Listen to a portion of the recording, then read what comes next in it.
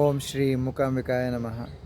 ಇವಾಗಿನ ವಿಚಾರ, ಮೂಕಾಂಬಿಕಾ ದೇವಸ್ಥಾನಕ್ಕೆ ಹೋದರೆ ಯಾವ ರೀತಿಯ ಸೇವೆ ಮಾಡಿ ಮೂಕಾಂಬಿಕಾ ಅವರ ಆಶೀರ್ವಾದ ತಗೋಬೇಕು ಅನ್ನೋದನ್ನು ನಾನು ನಿಮಗೆ ತಿಳಿಸ್ಕೊಡ್ತೇನೆ. ಖಂಡಿತ ಹೌದು, ದೇವರಿಗೆ ನಾವು ಯಾವ ರೀತಿ ಸೇವೆ ಮಾಡಿದ್ರೆ ನಮಗೆ ಸರಿಯಾದ ಆಶೀರ್ವಾದ, ಹಾಗೆ ನಾವು ಕೇಳಿದ್ದನ್ನು ಕೊಡ್ತಾರೆ ಅನ್ನೋದನ್ನು ನಾನು ನಿಮಗೆ ತಿಳಿಸ್ಕೊಡ್ಲೇಬೇಕು. ಯಾಕಂದರೆ ನನ್ನ ಅನುಭವನಾದರೂ ನಾನು ನಿಮಗೆ ಹೇಳಬೇಕಾಗತ್ತೆ. ಹೌದು, ನಾನು ತುಂಬ ದೇವಸ್ಥಾನಕ್ಕೆ ಹೋಗಿದ್ದೀನಿ, ದೇವ್ರ ಭಕ್ತಿ ಮಾಡಿದ್ದೀನಿ. ಹಾಗೆ ದೇವರ ಆಶೀರ್ವಾದ ಕೂಡ ನನಗೆ ಸಿಕ್ಕಿದೆ ಅಂತ ಮನಸ್ಸಿಗೆ ಅನಿಸಿಬಿಡ್ತದೆ. ತಕ್ಷಣ ನನಗೆ ಗೊತ್ತಾಗುತ್ತದೆ, ಹೌದು ದೇವರಿಗೆ ನಾನು ಭಕ್ತಿ ಮಾಡಿ ತುಂಬ ಖುಷಿಯಾಗಿದೆ, ನನಗೆ ಅನುಗ್ರಹ ಆಗಿದೆ ಅಂತ. ದೇವರಿಗೆ ಹೇಗೆ ಅಂದರೆ, ಮೂಕಾಂಬಿಕೆ ದೇವಸ್ಥಾನಕ್ಕೆ ಯಾರೇ ಹೋದ್ರೂ ಸ್ನಾನ ಮಾಡಿನೇ ಹೋಗಬೇಕು. ಸ್ನಾನ ಮಾಡಿ ಹೋಗಿಲ್ಲ ಅಂದರೆ ಖಂಡಿತ ಅವರಿಗೆ ನಿಜವಾಗ್ಲೂ ಒಳ್ಳೆಯದಾಗಲಿಕ್ಕಂತೂ ಸಾಧ್ಯವೇ ಇಲ್ಲ ವೀಕ್ಷಕರೇ, ಆಯಿತಾ. ಹಾಗೆ ಹೆಚ್ಚಿನ ರೀತಿಯ ಸಮಸ್ಯೆಗಳೇ ಅವ್ರಿಗೆ ಬರ್ಬೋದು ದೇವಸ್ಥಾನಕ್ಕೆ ಹೋದ್ರೂ ಮುಂದಿನ ದಿನಗಳಲ್ಲಿ. ಅದಕ್ಕೋಸ್ಕರ ನಾವೇನು ಹೇಳಿದ್ರೆ, ಮೂಕಾಂಬಿಕಾ ದೇವಸ್ಥಾನಕ್ಕೆ ಹೋಗುವಾಗ ಮೊದಲು ಸ್ನಾನ ಮಾಡಬೇಕು. ಸ್ನಾನ ಮಾಡಿಕೊಂಡು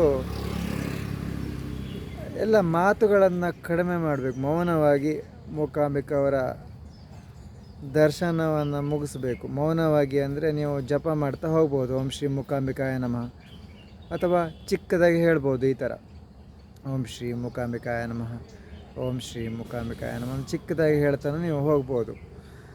ಅಲ್ಲಿ ನೀವು ಯಾರ ಹತ್ರನೂ ಮಾತಾಡೋದು, ಆಮೇಲೆ ಅವರೇನೋ ಹೇಳೋದು, ಅವ್ರ ಜೊತೆ ಕೆಲವೊಮ್ಮೆ ಜಗಳ ಆಗೋದು, ಇದೆಲ್ಲ ಸಾಮಾನ್ಯವಾಗಿ ನಡೀತದೆ. ಅದಕ್ಕೆ ನೀವು ಮೌನವಾಗಿ ಹೋಗ್ಬಿಟ್ರೆ, ಚಿಕ್ಕದಾಗಿ ಮೂಕಾಂಬಿಕಾಯ ನಮಃ ಅಂತ ಹೇಳ್ತಾ ಹೋಗ್ಬಿಟ್ರೆ ನಿಮಗೆ ನೆಮ್ಮದಿನೂ ಸಿಗುತ್ತಾ ಹೋಗುತ್ತದೆ, ಜಪವೂ ಆದಾಗ ಆಗುತ್ತದೆ, ಪಾಸಿಟಿವ್ ಎನರ್ಜಿ ಕೂಡ ನಿಮಗೆ ಕ್ರಿಯೇಟ್ ಆಗುತ್ತದೆ. ಹಾಗೆ ಹೆಚ್ಚಿನ ರೀತಿಯ ಮೂಕಾಂಬಿಕಾ ದೇವರ ಆಶೀರ್ವಾದ ಕೂಡ ಮಾಡುತ್ತಾರೆ. ಈ ಥರ ನಾವು ಜಪ ಮಾಡ್ತಾ ಹೋಗಿ ದೇವರ ಆಶೀರ್ವಾದವನ್ನು ತಗೊಂಡು, ದೇವರ ದರ್ಶನ, ಆಶೀರ್ವಾದ, ಹಾಗೆ ಹುಡುಗರಾಗಿದ್ದರೆ ಒಂದು ಸಾಷ್ಟಾಂಗ ನಮಸ್ಕಾರ, ಹೆಂಗಸರು ಹುಡುಗಿಯರಾಗಿದ್ದರೆ ಒಂದು ಸಾಮಾನ್ಯ ನಮಸ್ಕಾರ ಮಾಡಿಕೊಂಡು, ಅಲ್ಲಿ ಒಳಗಡೆ ಒಂದು ಸ್ವಲ್ಪ ಕೂತ್ಕೊಳ್ಳಿಕ್ಕೂ ಜಾಗ ಇರುತ್ತದೆ. ಪುಸ್ತಕ, ಅದೇ ದುರ್ಗಾ ಸಪ್ತಸತಿ, ದುರ್ಗಾ ಪಾರಾಯಣ, ಚಂಡಿಕಾ ಸಹಸ್ರನಾಮ, ಹಾಗೆ ಇದೆಲ್ಲ ನೀವು ಅಲ್ಲಿ ಜಪದ ಪದ್ಧತಿಯಲ್ಲಿ ಓದ್ಬೋದು, ಅಥವಾ ಚಿಕ್ಕದಾಗೆ ಬಾಯಿ ಬಿಟ್ಟು ಓದ್ಬೋದು. ಅದಾಯ್ತಾ. ಆ ಥರ ನೀವು ಪುಸ್ತಕಗಳನ್ನು ತಗೊಂಡೋಗಿ ಅಲ್ಲಿ ಒಂದು 2 ತಾಸು ಓದಬೇಕು. ಮತ್ತು ಆಹಾರ ಪದ್ಧತಿ ಕೂಡ ಹಾಗೆ. ನಾವು ನಾಳೆ ಒಂದು ಮೂಕಾಂಬಿಕಾ ದೇವಸ್ಥಾನಕ್ಕೆ ಹೋಗ್ತೇವೆ ಅಂದರೆ ರಾತ್ರಿಯೇ ಎಳನೀರು ಮತ್ತು ಬಾಳೆಹಣ್ಣನ್ನು ತಿಂದ್ಕೋಬೇಕು.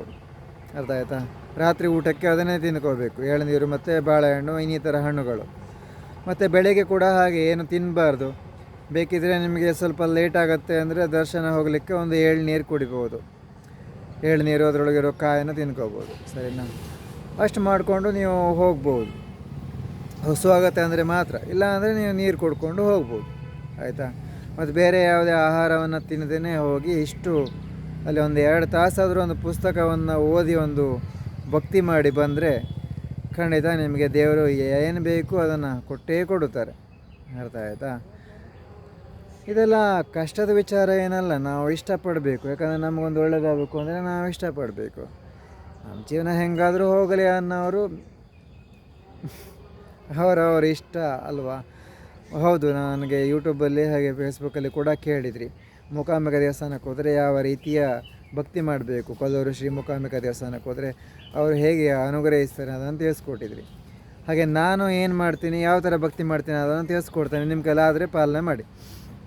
ವೀಕ್ಷಕರೇ, ನಾನು ಯಾವುದೇ ದೇವಸ್ಥಾನಕ್ಕೆ ಹೋದ್ರೂ ಸಾಮಾನ್ಯ ಸಂಚಾರ ನಾವು ಮಾಡುವಾಗ ನಾನು ಜಾಸ್ತಿ ಹಣ್ಣು, ಎಳನೀರು, ನೀರಲ್ಲೇ ಇದ್ದು ನಾನು ದೇವರ ದರ್ಶನವನ್ನು ಪಡಿತೇನೆ. ಹಾಗೆ ಸ್ನಾನ ಕೂಡ ಹಾಗೆ. ಬೆಳಗ್ಗೆ ಸ್ನಾನ 3:30 ಎದ್ದು ಸ್ನಾನ ಮಾಡಿಕೊಂಡು ನೀರಿರೋ ಜಾಗನ ಆರಿಸ್ಕೊಳ್ತೇನೆ. ನಾನು ರಾತ್ರಿಯೇ ನೋಡಿಟ್ಕೊಳ್ತೀನಿ ಸಾಯಂಕಾಲ ಎಲ್ಲಿ ನೀರಿದೆ ಮತ್ತು ಎಲ್ಲಿ ನೀರು ಹರಿತಾ ಇದೆ ಅಂತೆಲ್ಲ ನೋಡಿಟ್ಕೊಳ್ತೀನಿ. ಅರ್ಥ ಆಯ್ತಾ. ಹರಿತಾ ಇಲ್ಲ ಅಂದರೆ ಎಲ್ಲಾದರೂ ವಾಶ್ರೂಮಿಗೆ ಹೋಗಿ ಸ್ನಾನ ಮಾಡಬೇಕಾಗತ್ತೆ, ಏನು ಮಾಡೋಕ್ಕಾಗಲ್ಲ. ನಾನೇನು ಮಾಡ್ತೀನಿ ಅಂದರೆ ಸ್ನಾನ ಮಾಡಿಕೊಂಡು ಸೀದಾ ಜಪ ಮಾಡ್ತೀನಿ. ಮೂಕಾಂಬಿಕಾ ದೇವಸ್ಥಾನ ಓಪನ್ ಆಗೋವರೆಗೆ ಜಪ ಮಾಡ್ತೀನಿ. ಮೂಕಾಂಬಿಕಾ ದೇವಸ್ಥಾನಕ್ಕೆ ಹೋಗುವಾಗ ಒಂದು 4:30-5 ಗಂಟೆವರೆಗೆ ಜಪ ಮಾಡ್ತೀನಿ. 5 ಗಂಟೆಗೆ ಓಪನ್ ಆಗುತ್ತದೆ ಹೆಚ್ಚು ಕಡಿಮೆ ಮೂಕಾಂಬಿಕಾ ದೇವಸ್ಥಾನ, ಕೊಲ್ಲೂರು ಮೂಕಾಂಬಿಕಾ ಅಮ್ಮನವ್ರಿಗೆ. 5 ಗಂಟೆಗೆ ನಾನು ಹೋಗಿ ದೇವರ ದರ್ಶನ ಪಡೀಲಿಕ್ಕೆ ಒಳಗಡೆ ಹೋಗ್ತೀನಿ. ಅಲ್ಲಿ ಹೋದಾಗ ನಾನು ಮೊದಲು ದರ್ಶನ ಮಾಡೋದೇ ಸುಬ್ರಹ್ಮಣ್ಯ, ಆಮೇಲೆ ಪಾರ್ಥೇಶ್ವರ, ಆಮೇಲೆ ಪಾರ್ಥೇಶ್ವರ, ಆಮೇಲೆ ಆ, ಇನ್ನೊಂದು ಪಾರ್ ಪಾರ್ಥಿಕೇಶ್ವರನ ಏನೋ ಇನ್ನೊಂದು ಹೆಸರಿದೆ, ಸೇಮ್ ಪಾರ್ಥೇಶ್ವರ, ಅದು ಸರಿಯಾಗಿ ಹೆಸರು ಬರ್ತಾಯಿಲ್ಲ. ಆಮೇಲೆ ಪಂಚಮುಖಿ ಶ್ರೀ ಗಣೇಶ ಇದ್ದಾರೆ, ಅಲ್ಲಿ ಅವ್ರ ದರ್ಶನ ಮಾಡ್ತೀನಿ. ಆಮೇಲೆ ಚಂದ್ರಮೌಳೇಶ್ವರ ಇದ್ದಾರೆ, ಅವ್ರ ದರ್ಶನ ಮಾಡಿ ಆಶೀರ್ವಾದ ಪಡಿತೇನೆ. ಆಮೇಲೆ ಅಲ್ಲಿ ವೆಂಕಟರಮಣ ಇದ್ದಾರೆ, ಅವ್ರ ದರ್ಶನ ಮಾಡಿ ಆಶೀರ್ವಾದ ಪಡಿತೇನೆ. ಆಮೇಲೆ ಅಲ್ಲಿ ಆಂಜನೇಯ ಇದ್ದಾರೆ, ಆಂಜನೇಯವರ ದರ್ಶನ ಮಾಡಿ ಆಶೀರ್ವಾದ ಪಡಿತೇನೆ. ಆಮೇಲೆ ಅಲ್ಲಿ ವೀರಭದ್ರೇಶ್ವರರು ಇದ್ದಾರೆ, ಅವರ ದರ್ಶನ ಮಾಡಿ ಕೂಡ ನಾನು ಆಶೀರ್ವಾದವನ್ನು ಪಡೆಯುತ್ತೇನೆ. ಆಮೇಲೆ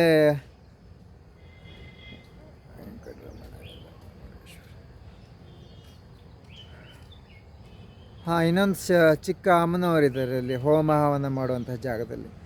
ಸರಿ, ನಾನು ಅವರಿಗೂ ಒಂದು ಕೈ ಮುಗಿದು ಹೋಗ್ತೀನಿ. ಆಮೇಲೆ ಸೀದಾ ಮೂಕಾಂಬಿಕ ದರ್ಶನಕ್ಕೆ ಲೈನಲ್ಲಿ ನಿಂತ್ಕೊಳ್ತಾನೆ. ನಾನು ಇದೆಲ್ಲ ಮಾಡುವಾಗ ಆಂಜನೇಯ ದರ್ಶನಕ್ಕೆ ಹೋದರೆ ಓಂ ಶ್ರೀ ಆಂಜನೇಯ ನಮಃ ಅಂತ ಹೇಳ್ಕೊಂಡು ಒಂದು ತಲೆ ಬಗ್ಗಿಸಿ ಒಂದು ಅವರ ಕಾಲಿಗೆ ಎರಡು ಕೈ ಹಿಡಿದು ನಮಸ್ಕಾರ ಮಾಡ್ಕೊಂಬರ್ತೀನಿ. ಅಂದರೆ ನನಗೆ ಗೊತ್ತಾಗತ್ತೆ ಅವರು ನನಗೆ ಆಶೀರ್ವಾದ ಮಾಡ್ತಾಯಿದ್ದಾರೆ ಅಂತ. ಅರ್ಥ ಆಯ್ತಾ? ನಾನೆಲ್ಲ ಹೇಳ್ಕೊಳ್ತೀನಿ, ನನಗೆ ಈ ಥರ ಆಗಬೇಕು, ನನಗೆ ಸಿದ್ಧಿ ವಿಚಾರ ಆದರೆ ಒಂದು ಸಿದ್ಧಿ ವಿಚಾರ ಮುಂದೆ ಇಡ್ತೀನಿ, ಅಥವಾ ಒಂದು ಮದುವೆ ವಿಚಾರ ಆದರೆ ಒಂದು ಮದುವೆ ವಿಚಾರ ಮುಂದೆ ಇಡ್ತೀನಿ, ಅಥವಾ ಒಂದು ತಂದೆ ತಾಯಿಗೆ ಒಳ್ಳೆಯದಾಗಬೇಕು ಅಂದರೆ ತಂದೆ ತಾಯಿಗೆ ಒಳ್ಳೆಯದಾಗುವಂಥ ವಿಚಾರ ಮುಂದೆ ಇಡ್ತೀನಿ, ಅಥವಾ ದುಡ್ಡು ಕಾಸು ನನಗೆ ಬೇಕು ಅಂದರೆ ನಾನು ದುಡ್ಡು ಕಾಸಿನ ವಿಚಾರ ನಾನು ಮುಂದೆ ಇಡ್ತೀನಿ. ಸರಿನಾ? ಅಷ್ಟು ನಾನು ಕೇಳಿಕೊಂಡು ಬಂದ ತಕ್ಷಣ ನನಗೆ ಏನು ಬೇಕು ಅದು ಅರೇಂಜ್ ಆಗಿರುತ್ತೆ, ಬೇಗ ಬೇಗ ಸಿಗುವಂಥದ್ದಾಗಿದ್ದರೆ.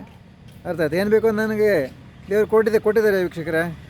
ಇವತ್ತಿನವರೆಗೂ ದೇವರು ನಾನು ಏನು ಕೇಳಿದ್ದು ನನಗೆ ಕೊಟ್ಟಿಲ್ಲ ಅಂತ ಇಲ್ಲ, ಏನಿಲ್ಲ, ಎಲ್ಲನೂ ನನಗೆ ಕೊಡ್ತಾನೆ ಬಂದಿದ್ದಾರೆ ದೇವರು. ಅರ್ಥ ಆಯ್ತಾ? ಸಿದ್ಧಿ ವಿಚಾರ ಕೂಡ ಹಾಗೆ ನೋಡಿ, ನಾನು ಸಿದ್ಧಿಯಲ್ಲಿ ಈಗ ಎಷ್ಟು ಸಿದ್ಧಿ ಮಾಡ್ಕೊಂಡಿದ್ದೀನಿ ಅಂತ ಒಂದು 8 ವರ್ಷದಿಂದ. ಇದು ಸಿದ್ಧಿ ವಿಚಾರ ಆಯಿತು. ಇನ್ನು ದುಡ್ಡಿನ ವಿಚಾರ ಕೂಡ ಹಾಗೆ, ನಾನು ದೇವ್ರ ಹತ್ರ ಕೇಳಿದ ತಕ್ಷಣ ನನಗೆ ಎಲ್ಲಿಂದಾದರೂ ದುಡ್ಡು ಅರೇಂಜ್ ಆಗುತ್ತೆ. ಆಯಿತಾ? ಇದು ದುಡ್ಡಿನ ವಿಚಾರ. ಇನ್ನು ನೆಮ್ಮದಿ ವಿಚಾರ, ಹಾಗೆ ಇನ್ನು ಬೇರೆಯವ್ರ ವಿಚಾರ, ಇದು ಕೂಡ ಹಾಗೆ. ಎಲ್ಲವೂ ಕೂಡ ದೇವ್ರ ಹತ್ರ ನಾವು ಸರಿಯಾಗಿ ಭಕ್ತಿ ಮಾಡಿ ಕೇಳಿದ್ರೆ ಖಂಡಿತ ಕೊಡ್ತಾರೆ ವೀಕ್ಷಕರೇ. ಅರ್ಥ ಆಯಿತಾ?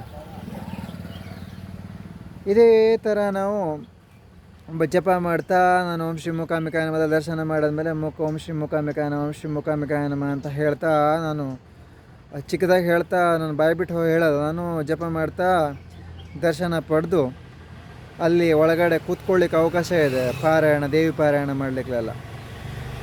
ಅದೇ ನಾನು ಒಳಗಡೆ ಕೂತ್ಕೊಂಡು ಅಮ್ಮನವರ ಪಾರಾಯಣವನ್ನು ಓದ್ಕೊಂಡು 1 ತಾಸು ಅಥವಾ 1.5 ತಾಸು ಓದ್ಕೊಂಡು ಜಪದ ಪದ್ಧತಿ ಅಥವಾ ಚಿಕ್ಕದಾಗಿ ಓದ್ತೀನಿ.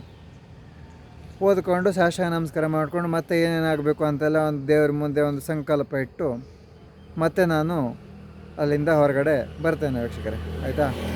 ಹೊರಗಡೆ ಬಂದು ಮತ್ತೆ 1 ತಾಸು ಕೂತ್ಕೊಳ್ತೇನೆ. ಕನಿಷ್ಠ ಅಂದ್ರೂ ಒಂದು 2 ರಿಂದ 3 ತಾಸು ನಾನು ಒಂದು ಜಪ ಪಾರಾಯಣ ಎಲ್ಲ ಮಾಡಿ ಮೂಕಾಂಬಿಕಾ ದೇವಸ್ಥಾನದಲ್ಲಿ, ಆಮೇಲೆ ಮತ್ತೆ ಬೇರೆ ದೇವಸ್ಥಾನಕ್ಕೆ ಹೋಗಿ ಮತ್ತೆ ಶುರು ಮಾಡು. ಅಥವಾ ನನಗೆ ರೆಸ್ಟ್ ಬೇಕು, ಮಧ್ಯಾಹ್ನ ಸಮಯ ಆದರೆ ಒಂದು 2 ರಿಂದ 3 ತಾಸು ಎಲ್ಲಾದರೂ ಸ್ವಲ್ಪ ಜನರಿಂದ ದೂರ ತಂಪಲ್ಲಿರುವಂತಹ ವಾತಾವರಣದಲ್ಲಿ ರೆಸ್ಟ್ ಮಾಡ್ತೇನೆ. ರೆಸ್ಟ್ ಮಾಡಿ ಆಮೇಲೆ ಮತ್ತೆ ಬೇರೆ ದೇವಸ್ಥಾನಕ್ಕೆ ಹೋಗೋದು, ಅಥವಾ ಅದೇ ದೇವಸ್ಥಾನ ಮುಗಿಸಿ ನಮ್ಮ ದೇವಸ್ಥಾನಕ್ಕೆ ಹೋಗೋದು. ಹೀಗೆ ಸಂಚಾರ ಅಂದರೆ ಒಂದು 3 ರಿಂದ 4 ದಿನ ಇಟ್ಕೊಳ್ತೀನಿ ನಾನು ತಿಂಗಳಲ್ಲಿ. ಮಳೆಗಾಲದಲ್ಲೇ ಜಾಸ್ತಿ ದಿನ ಇಟ್ಕೊಳ್ತೀನಿ.